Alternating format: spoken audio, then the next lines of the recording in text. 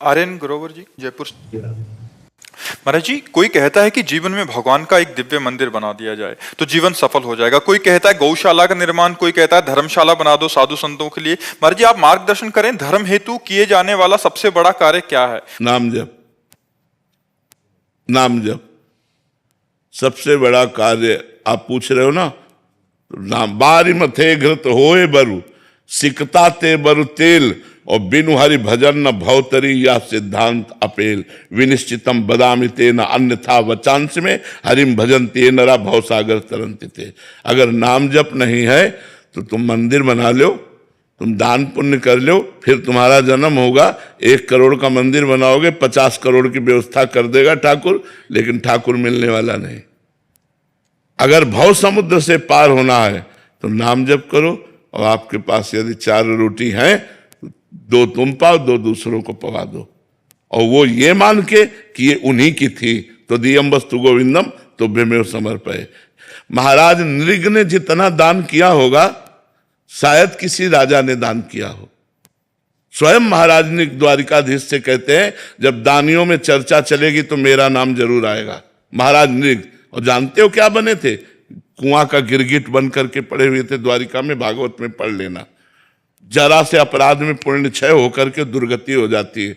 और नाम जापक जीवन भर वैश्यागमन किया, और अंतिम समय पुत्र के बहाने नारायण बुलाया, तो नारायण नाम से परम पद को प्राप्त हुआ। तो हमारी बात, जहां तुम प्रश्न कर रहे हो, यहाँ शुद्ध शास्त्र अध्यात्म इष्टापूर्त कहते हैं इसे, जिसे आपने कहा। इसे हमारे शास्त्रों में कुआं खोदना, बावली बनवाना, प्याऊ लगवाना, सरोवर बनवाना, औषधालय बनवाना, गौशाला, विविध ये इष्टापूर्ति के अंतर्गत आते हैं। ये सब करो, लेकिन साथ में नाम जप। अगर नाम जप नहीं तो ये पुण्य कार्य हैं, इनके बल से आप स्वर्ग आदि लोक जा सकते हैं, वहां के सुख भोग कर पुनः पुण्य क्षीणे मृत्यु लोके विशंति।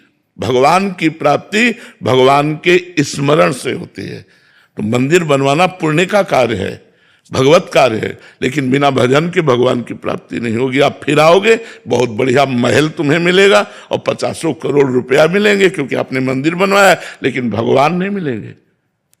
मिले ही न रघुपति बिनु अनुरागा, किए कोटि जप जोग विरागा।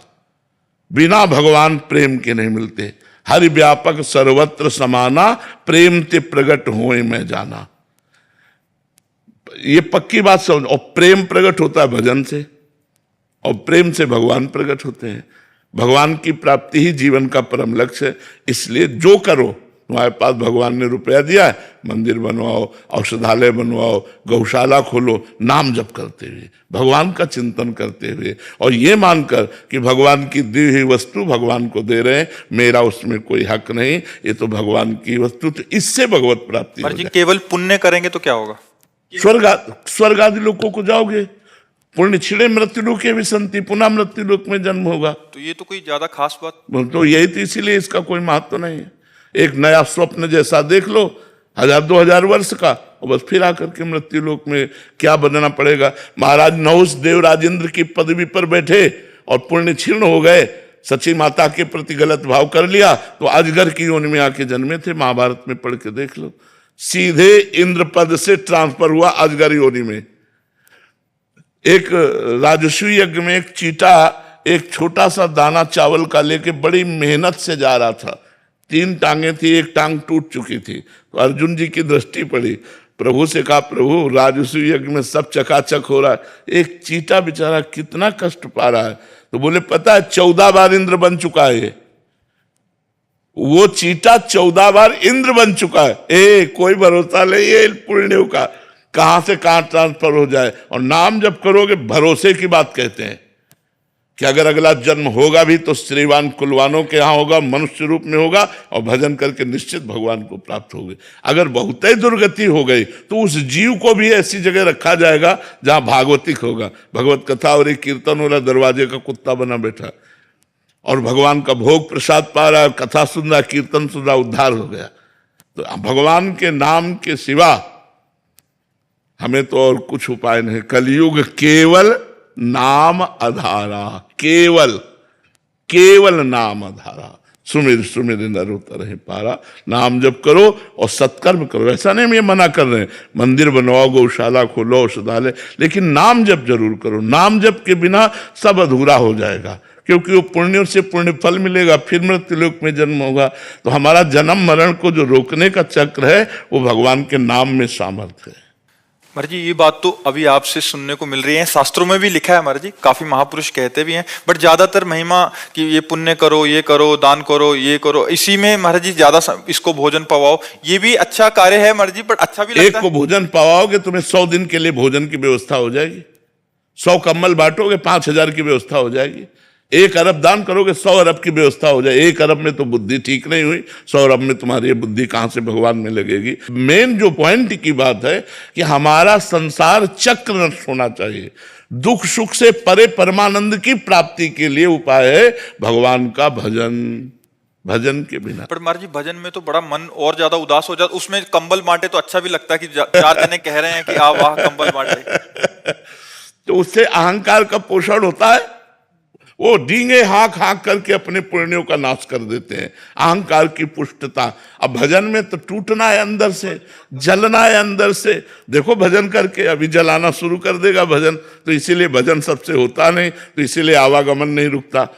जब संत समागम होता है तो क्यों कहा गया कि सत्संगति संस्कृति कर अंता, बड़े भाग पाइब सत्संगा, तो बिना ही प्रयास होय भवभंगा।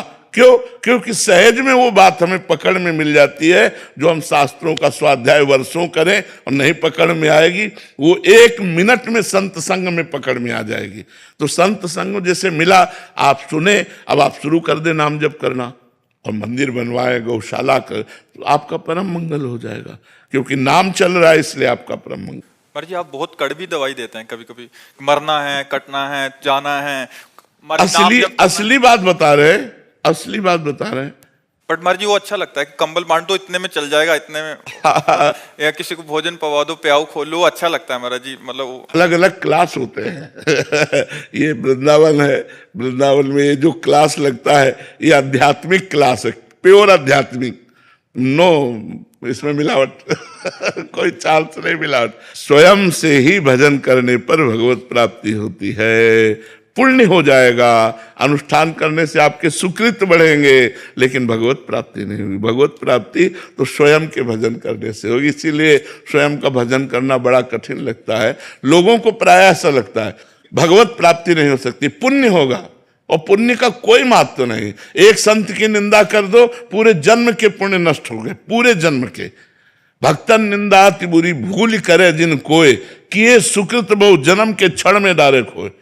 पुण्य कोई बहुत स्थायी चीज है क्या? जरा सा संत निंदा की सब गए, सब भस्म हो गए पुण्य, क्या फायदा हुआ? और हम राम राम कृष्ण कृष्ण राधा राधा जप रहे हैं, अगर हमसे संत निंदा भी हो गई तो वो वहीं स्टॉप लगा दिया जाएगा। गुरुदेव भगवान अगर संत को पहचानेंगे कैसे? इस समय जो सिचुएशन है, कई बार आप भी इसकी चर्चा किए हैं अपने। देखो, अब सच्चे संत की पहचान तो केवल भगवान जानते हैं।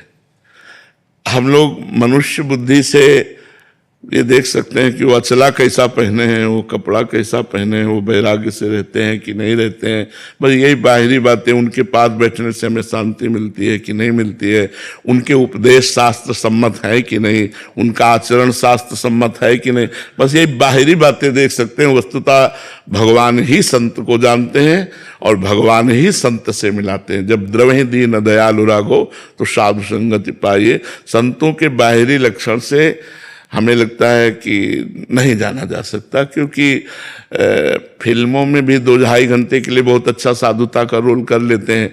तो रोल करना साधुता का और साधुता आना बहुत कठिन बात है।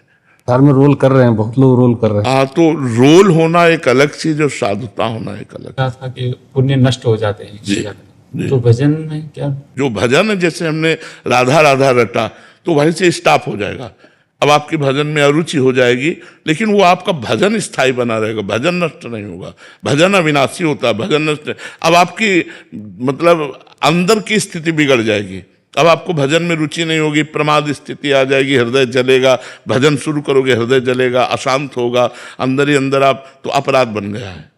अब जब तक वो अपराध मोचन नहीं होगा तब तक नाम चलेगा नहीं, लेकिन नाम नष्ट नहीं होगा। जितना भजन हो गया वो आपका सुरक्षित रहेगा। वो यही तो इसमें खास बात है। आप मर भी जाओ तो अगर 99 बार नाम जप किया है तो बिल्कुल 99 ही मिलेगा, 98 नहीं आएगा। 99 से ही शुरू होगा आपका भजन। भजन में यही खास बात है, भजन कभी नष्ट नहीं होता। महाराज जी इसमें 4 बातें, पाप, पुण्य, अपराध और भजन। महाराज जी अपराध से आपने बोला कि हमारे जो पुण्य कार्य वो खत्म होंगे महाराज जी, और इधर भजन से पुण्य नहीं बढ़ेंगे, ये भजन अलग स्टॉप, ये अलग मार्ग है, ये अलग, हाँ ये अलग मार्ग। ये भजन नष्ट होने वाली नहीं। आपने 100 बार राधा राधा कहा और आपसे घोर वैष्णव अपराध बन गया तो 100 बार आपका सुरक्षित जमा है। पर अब जो वैष्णव अपराध बना पहले उसका भोग भोगो, वो पहले उससे परिष्कृत हो। अगर वो परिष्कृत हो गया तो फिर 101 से शुरू हो जाएगा राधा राधा राधा, वो नष्ट नहीं होगा, भजन नष्ट नहीं होगा। अपराध से पुण्य नष्ट होंगे, बट भजन करने से जैसे हमने पाप किए हैं वो नष्ट हो जाएंगे। हाँ पाप नष्ट हो जाएंगे, पुण्य का प्रभाव नष्ट हो जाएगा। पुण्य और पाप दोनों का प्रभाव नष्ट होने से भगवत प्राप्त हो जाएगा। और पुण्य करने से पाप नष्ट नहीं होंगे। नहीं, पुण्य एक अलग मार्ग है, पाप एक अलग मार्ग है। हाँ पुण्य एक अलग मार्ग है, पाप एक अलग मार्ग है। लेकिन भजन करने से पाप अपने आप नष्ट हो जाएगा और पुण्य का समन हो जाएगा। पुण्य का समन हो जाएगा और वो भगवत प्राप्त हो जाएगा। भजन एक अलौकिक चीज है, भजन के बिना तो जीवन ही व्यर्थ है। इसीलिए सबसे प्रार्थना करते हैं कि चाहे 24 घंटा में 24 मिनट ही सही राधा राधा दीजिए, समय दीजिए, भजन में समय दीजिए। और इसीलिए मतलब लोगों का परिवर्तन भी हो रहा है। जो लोगों का परिवर्तन हो रहा है वो इसी नाम के प्रभाव से हो रहा है। अगर पुण्य की बात की जाए तो पुण्य का कोई खास महत्व नहीं। बड़े बड़े पुण्यात्माओं की दुर्गति होते देखा गया और बड़े बड़े दुर्गति को प्राप्त जनों को नाम के द्वारा सदगति होते देखा गया।